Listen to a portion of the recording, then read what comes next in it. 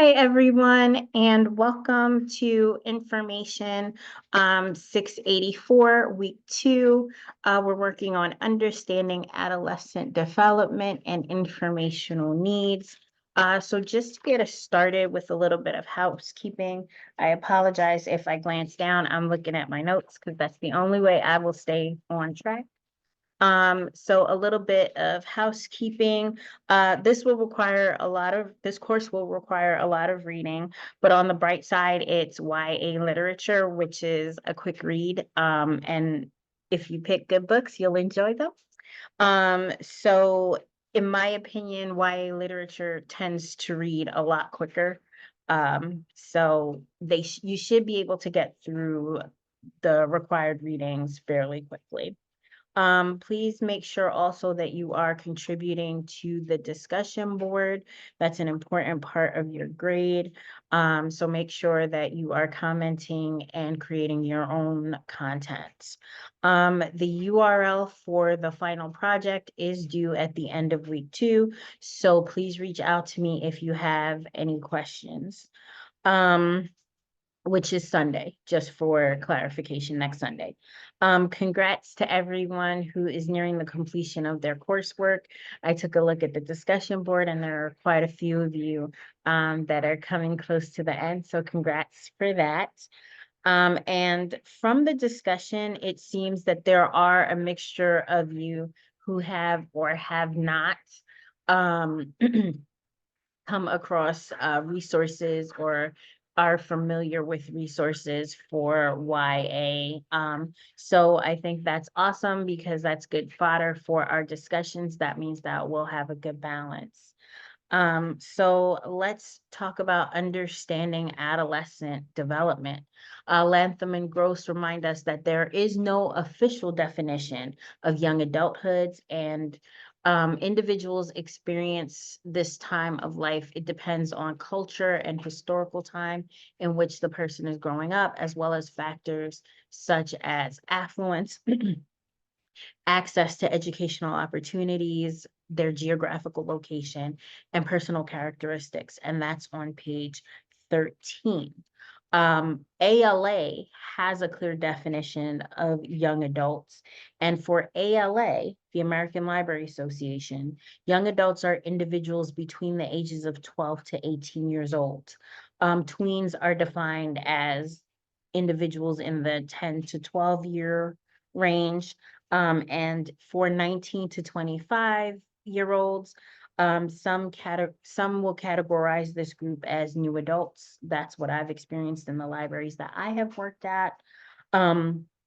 Even if you define yourself as a young adult librarian, depending on where you are working, you may provide service in all of these areas for the above age ranges, meaning you might provide services in teens, you might provide services to new adults, and you'll definitively provide service to your young adults. My rule of thumb for staff is that if you have people outside of your defined age range in your area, if they're not causing a problem or a disruption to service, they can stay, but that requires staff discernment. And when I say these things, every library and how they operate is different, but those are the experiences that I have, and that's how I operate my spaces when I'm working with my staff. So for example, when I worked at Queens Public Library, tweens were not permitted in the teen space because they had an allocated children's space that was available to them. However, with my work at Enoch Pratt, I do allow tweens into our space because there isn't an alternative for them. And the rule of thumb, people over 18 are permitted in the space. But again, they can't be disruptive. And of course, adults and tweens and children can always come in to any of the space, either of those spaces, grab materials, and then leave once the teens come in. Where I'm currently working at Enoch Pratt, The teens generally come in at around 3-ish.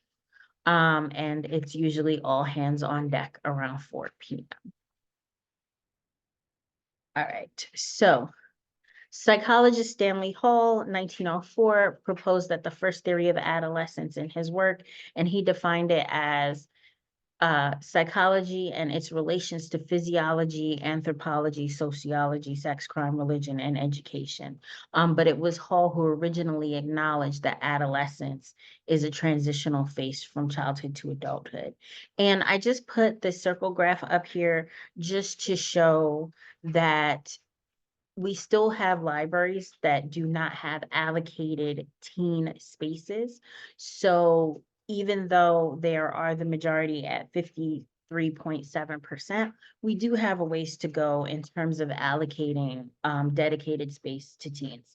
And there can be a lot of reasons why this doesn't happen. Usually it's about space, but we have come a long way in recognizing that teens are a group that we service and they need to have their own definitive area in many libraries, because that was not the normal trend. But you'll know every library will have a family space and every library will have an adult space. And the statistics are courtesy of the National Center for Educational Statistics. And I have the link in the works cited at the end of the presentation. So as professionals working with teens, we're in a powerful position to impact teen development in positive ways. And that's a direct quote from the previous professor of this course. And I really loved it because it's self-explanatory. We have to work to make sure that we are nurturing the teens who are coming into our space and nurturing their development. So that's why it's important that we have this understanding. So think about it, right? Gorman and Suellentrop, 2009, talk about how teens develop at different paces and that physical development is not always in tandem with psychological or emotional development. And that's on page 14. And I'll give you an example. I have a teen who comes into my space regularly, and they are literally 6 feet tall and in the 7th grade. Maturity wise, this young man acts like your typical 7th grader, but appearance wise, he looks like a junior in high school. So once you interact with him, his age becomes more apparent, right? Of course, we must remember that while teens do exhibit developmental milestones as a group, each person has unique interests and needs. And that's why it's really, really important that you form relationships with the teens coming in and out of your space. Think about your experiences as a teen, compare them to the ideas presented here. Is there truth in what is being said? Think about teens you know and the teens you've seen in the world. What assumptions have you made? How should you be thinking about and viewing teens based on what you're learning this week? So those are the things that I want you to consider as you go through this week's readings, right? A lot of us have teens in our lives. I have a 16-year-old daughter, and I know that her experiences are definitely different from my experiences, because we're growing up in different generations. Sorry, it took me a minute to think of the word. We're growing up in different generations, but we're also growing up in different states, right? So what does that look like? How does her experience differ from mine? Okay, so let's talk about the stages of adolescent development. Latham and Gross detail these stages in chapter 2. They divide adolescent development into the following areas. So you have physical development, self-explanatory, cognitive development.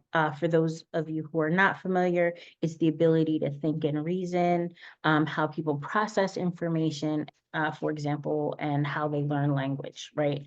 Emotional development, how are they managing and processing their emotions? Oh, I put physical development twice. I apologize for that. Social development. How are they navigating their interactions on the social level, interpersonal interactions, and moral development at the basic learning level, wrong from right, right? So we will now look at the different areas of milestones in the age brackets, right? So you have early adolescence, ages 11 through 14, middle adolescence, ages 15 through 16, and late adolescence, 17 through 18, so nearing adulthood. So let's talk about milestones. For the 11 to 14 group, the early adolescents, when we look at physical maturation, we need to keep in mind that puberty can begin as early as age 10. And also just keep in mind that these benchmarks are not absolute, and I'm gonna reiterate that throughout this discussion. But so in early adolescence, there's a movement towards their independence. They're trying to gain their sense of identity. They may feel awkward and strange about themselves. They focus on themselves a lot, alternating between the high expectations that they feel coming from externally, and their poor self. They may have a poor concept that they're in the process of developing. Interest in clothing and style is influenced mostly by their peer group. They're experiencing moodiness. They have improved their ability to use speech to express themselves and their emotions, realizations that parents are not perfect, right? When you have a toddler or a younger adolescent, they think of their parents as, the epitome of all things, right? Like their parents know everything. But as they enter into early adolescence, they start to realize that parents are flawed individuals as well. And they start to identify the faults in their parents. Less overt affection shown towards their parents, and occasional rudeness, complaints that parents interfere with their independence, and a tendency to return to childish behavior when they become stressed. So when they become stressed out, they start to act like children again, right? So then let's talk about future interests and cognitive changes. So intellectual interest expands and they become more important. Greater ability to do work, physical, mental, emotional. In terms of sexuality, they display shyness, they will blush, experience modesty, right? And girls will start to develop, and they'll develop sooner than your boys. So that goes in line with that modesty. Increased interest in the opposite sex. Of course, everyone knows about that, right? And we've all experienced that at some point, or same sex, depending on how, you know, your leanings. Movement towards heterosexuality with fears of homosexuality. And I put an asterisk next to this because I believe that the ideologies of sexuality are based in their environment. So if you come from an environment where homosexuality is seen as abnormal, then they will fear homosexuality. Um, if your environment is not accepting of that. If they are in an environment where that is accepted and normalized, then they probably won't fear that as an outcome for their paths, right? They start to develop concerns regarding physical and sexual attractiveness to others, frequently changing in relationships, and that's just on an interpersonal level. If my experiences with young women, and my daughter and her peer group, junior high was always fluctuating, right? One minute we're all best friends, the next minute everybody's hating each other, or someone's cast out of the group, and that is perfectly normal. And again, concern about being normal. In terms of morals and values and self-direction, rule and limit testing. if you are a parent or even a close family member of an early adolescent, you've experienced this. The capacity for abstract thought grows, development of ideas and the selection of their role models. So, fangirling, right? Who do I want to be like when I grow up and mature? More consistent evidence of a conscience and experimentation, potentially with sex and drugs, such cigarettes, alcohol, marijuana. And these are not absolutes. Every child is not going to go through all of these things, but this is the age when this would develop, right? So I just noted some information needs in the corner. We're talking about what they need at this time potentially from their library, right? So information on reproductive health, because of course they'll have questions. Sex education, they're still looking for entertainment. They're still looking for homework help and assistance and support with their homework. And they're also looking for library programming. So when you're thinking about how you're providing services, what materials do you have available? What programming do you have available? And what resources outside of yourself are available for these early adolescents as they navigate this kind of minefield that they're going through, right? So then we have middle adolescence, and that's ages 15 through 16. So benchmarks of their movements towards independence. You have increased independent functioning. They want to do more without their parents, right? Ability to think ideas through. They become less self-absorbed and more willing to compromise. Every parent knows that that's really important, right? They start to make their own decisions and experiment with their self-image outside of their peer group, right? Firmer, more cohesive sense of identity. Conflicts with parents become uh, start to decrease because they're thinking outside of themselves, right? And the more abstract thought is developing, so they're able to see where their parents are coming from more. And so they, tend to conflict less, and increase self-reliance. They want to do, again, more things on their own and be independent. In terms of future interests and cognitive changes, they start to seek risks, take risks, and seek new experiences. They make more lasting, firmer relationships, and that could be, relationships or just friendships.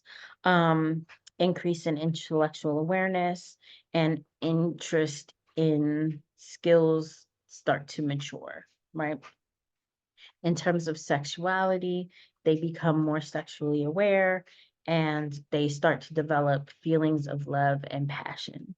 Um, in terms of morals, values, and self-direction, there's an increase in their ability to delay gratification and compromise, right? Their needs are not so immediate. And that also contributes to less conflict with their parents, right? Because now they can wait for things. They're willing to compromise and negotiate with their parents. Increased emotional stability. So you don't feel like they're erratic and all over the place. Increased concern for others, examination of their inner experiences, a lot of self-reflection. They develop a stronger sense of their values and their morals. So now we're looking at late adolescence. So borderline adults, right? 17 to 18 age group. Oh, I apologize. I skipped. Um, okay, right. So I didn't skip. I apologize. Movement towards independence indicators. So they're idealistic, they're more socially aware, they become more involved with the outside world and like political issues, is an example of that, right? Like they're more concerned about what is going on in the world around them and the future of the world, things like relating to, environmental concerns. They feel more responsible for themselves. They set life goals. their relationships start to stabilize. And again, when we talk about relationships, we're talking about friendships as well as like intimate partner relationships. They see adults as their equals, although some parents might disagree with that, but that's how they view themselves. They seek to establish more independence from their family. Um, and then when we're talking about future interests and cognitive changes, right, their work habits become more defined. Again, more increased concern for the future. More importance is placed on their role in their life, right? Sexuality. So they're developing more serious relationships, a firmer sense of their sexual identity, increased capacity for tender and sensual love.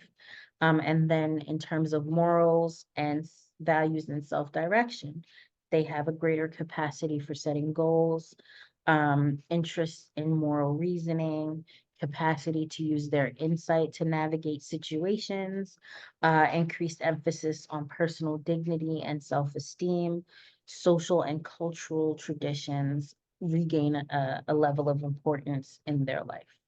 And when we're looking at their information needs, we're looking at entertainment and hobbies, right? So when we talk about entertainment and hobbies, what are they doing outside? You know, what do their social groups look like? So we're looking at like D&D, Dungeons and Dragons, cosplaying, right? Those could be considered hobbies, and entertainment. We're talking about gaming. They're also for school, they're looking at research and citation work, college readiness because they're about to get ready for college, test books, SATs, ACTs, and gaming. And I have an asterisk with the gaming, because as a trend overall in libraries, we're expanding on what gaming looks like. So even for me in my current space at Enoch Pratt, we're looking at potentially providing gaming that expands to families. Like how do we use VR for family fun programming? So I don't think that gaming in terms of the information needs is limited to old to late adolescence anymore. I think it's quite expansive and can run the gamut in the age range. But I just put it there because I still wanted to have this conversation, right? So let's think about it, right? Age is not a comprehensive indicator of where a teenager is developmentally, right? Teens, people develop at different rates. But we like to have the benchmarks as kind of a guideline for us as we're purveyors of service. Areas of development are independent of each other. Just because a teen is mature in one area does not mean that they're at the same stage for all areas. Um, each teen and their family is unique, and their development should be assessed using the development and milestones guide, right? Um, and this is really important as you create relationships with the patrons in your spaces. Get to know your teens as much as you can because they're all at different levels. So when you're providing programming, when you're doing activities, you need to think about them as individuals independent of where they are in their milestones, if that makes sense. So it's important to have the conversations with your teens, get to know them so that you can think, oh, you know, I'm going to develop this gaming program, but I know, you know, little Amy she's not ready for it, right? So if Amy comes into the space and you're like, we're doing this thing, how do you either tailor the program or how do you, because you don't want to put people out of a program, right? How do you tailor the program so that little Amy can participate and feel seen and heard in that space? So I'll give you an example. For our summer programming, we run a 6-week summer program, summer camp, and we do have tweens that participate, although our target is older adolescents. Um, because we're looking at like entrepreneurial skills and, you know, SAT prep and getting them ready for the real world, and coping with those larger scale issues, that they're going through at that level that tweens are not ready for, or at least not ready in the majority to discuss. So what we have to do is think about what alternatives are we providing for our tweens if they are not necessarily gonna be okay in that space? Or how do we modify the programming so that it meets the needs of everyone? Because you may not have enough tweens with interest to pull out and create a separate program. Because again, like the attention spans are definitely very different. So if the content is too wordy, they're gonna like fall apart and drop out. Or they might need to be physically active. So those are just some things to consider. And also, as you're recommending literature, you need to be cognizant of where your patrons are, so you can make good recommendations, right? If you have an older adolescent who is not necessarily at the maturity level for certain content, right? How do you have the conversation with them that's not censoring them, but saying, hey, this book might not be great for you. Here's an alternative, right? Or this book may have some triggers in it, that aren't great for you. Here's an alternative. So you're not censoring, but you're just being cognizant of the individual that you're working with and making proper and adequate recommendations based on that.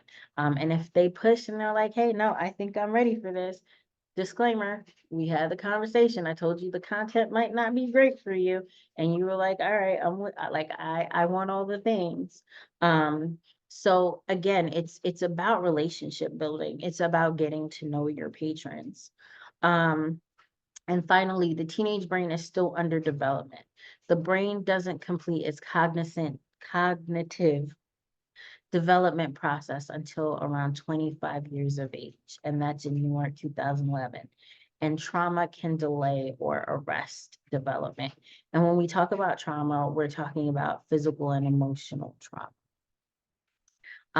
And if you work in urban library settings, you know that there are higher levels of environmental trauma, such as gun violence, drug addiction, that can delay or arrest the development, the brain development of your teens. So that's something to be aware of as you're entering into certain spaces and working with certain communities and demographics.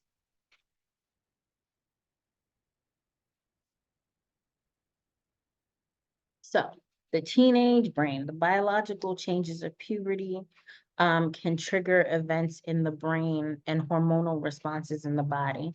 The brain is hardwired in adolescence, your quote unquote formative years. So let's talk about cognitive capacity and those changes. So the frontal lobe area, gradually fading of ability to pick up new skills with ease, development of abstract thinking, formal operation and executive skills, and limbic activation. Teens are challenged in identifying variations in expression of fear, which we know, right? That's where the stereotype comes from that teens are reckless. Teens have more gut reactions than adults associated with impulsive behavior. Again, that stereotypical reckless behavior that we hear people talk about so much in teens. Sex hormones are changing the brain's entire architecture. Sources of stress for teens, biological growth and a change in and change is stressful on the brain as well as the body. So they're battling both of these things at the same time. Increased demands from middle school and high school. So you have multiple classes and teachers. greater demand for output. They're not used to the level of work that's being thrown at them, especially if you have a teen who is in AP classes or advanced classes. Greater command of language comprehension is required for the things that they're reading, text, novels, and that is a part of their classroom participation now.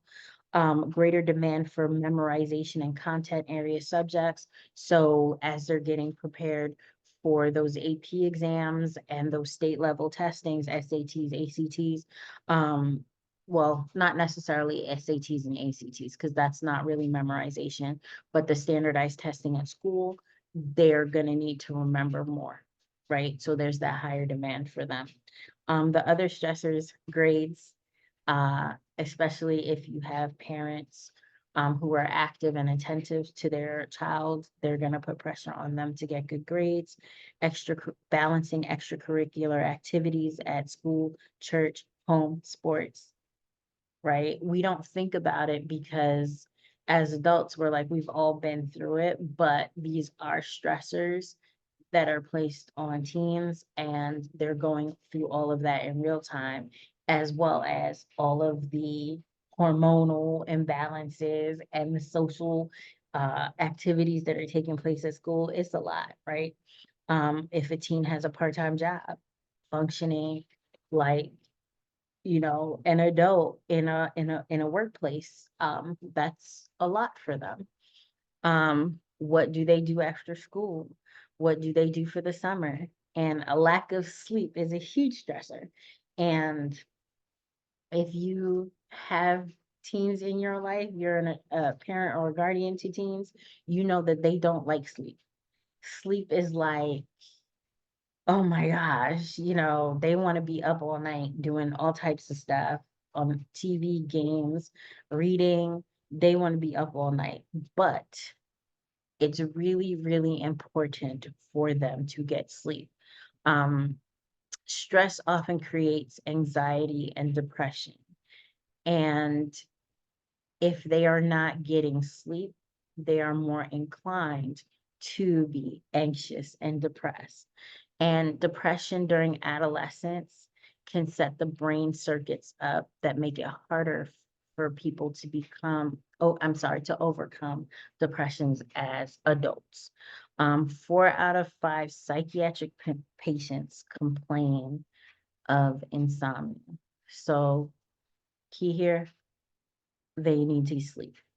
Most teens need 9 hours of sleep in order to adequately repair and heal their body and all the stress it goes through during the course of one day.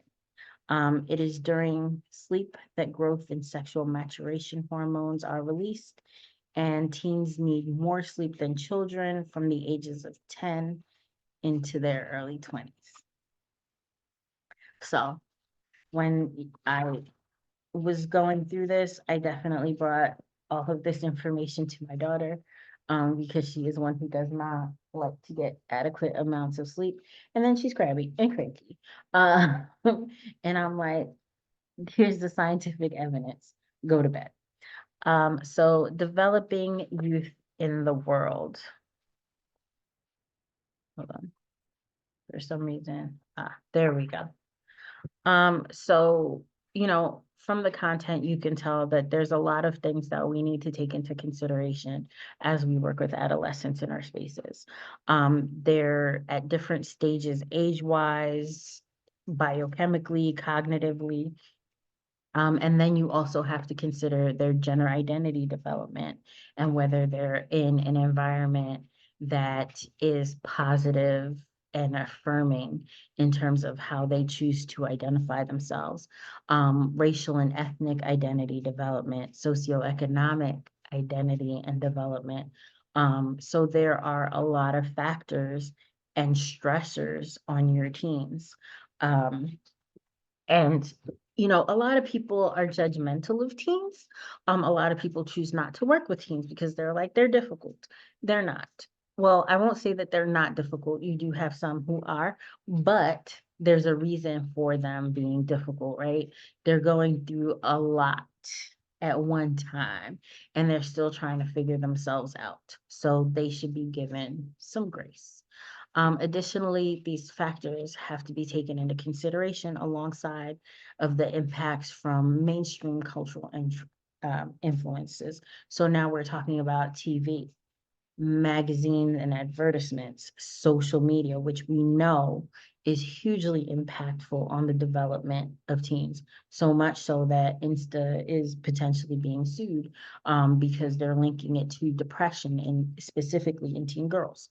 Their peers are continuously impactful on them, right? As much as you try to tell them not to lean into their peers so much, of course, their peers are going to be influential.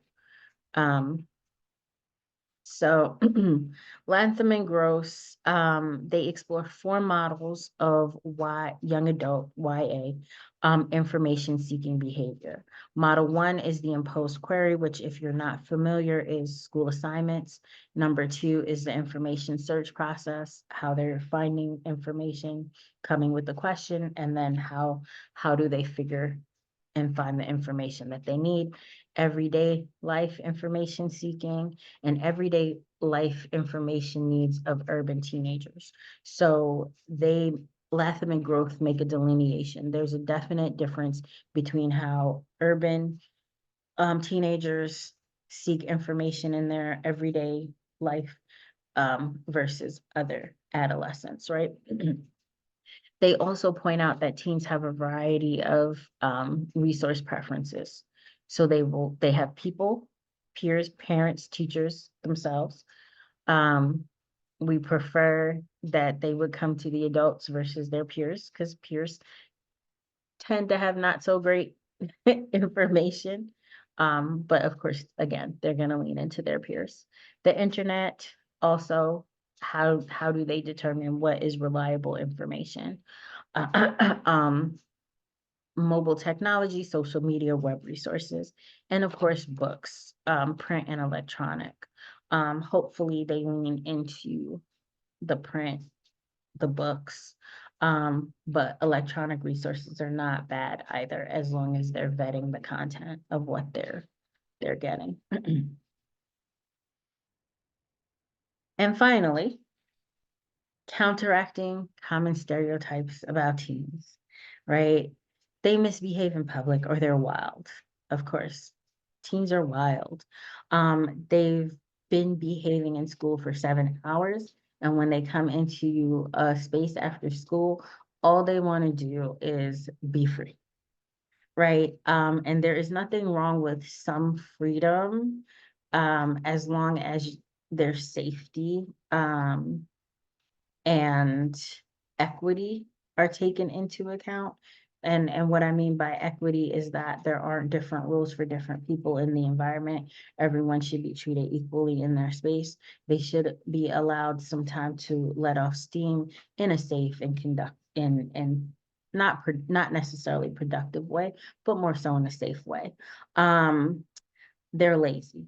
They're often stressed and they don't sleep enough. So yes, they're gonna lag. And especially when they're coming to you after school 9 times out of 10, yeah, they're like done with everything. They're rude. They're still figuring out their place in adult society. So, I have teens that come in and I'm like, hello. And they're like, crickets, goose egg, nothing. I got nothing for you. But at the end of the day, if they see me outside in another space, they're like, hey, Miss G, hi, Miss G, hi, library lady, whatever they choose to call me. So I don't take certain things personally. But again, you're an adult in a space and you're helping to shape and mold them into who they are going to be. So it doesn't hurt to have a conversation like, hi, I said hello. The polite thing would be to say hello back. Again, because they are learning. And it's also how you say things to teens, that they will be receptive if they are treated with respect. At the end of the day, adults want to be treated with respect. Same thing for teens. They are no different. They're just younger and going through a lot more. So that wraps up our lecture for today. If you have any questions about the content, please reach out to me. I have downloaded the slides from this Canva with the notes attached. So everything that I've said is also there for your review. And I hope that this is helpful as you look at this week's readings. And I look forward to reading everyone's discussion posts. I'm gonna stop my share and stop recording. Everyone have a wonderful week.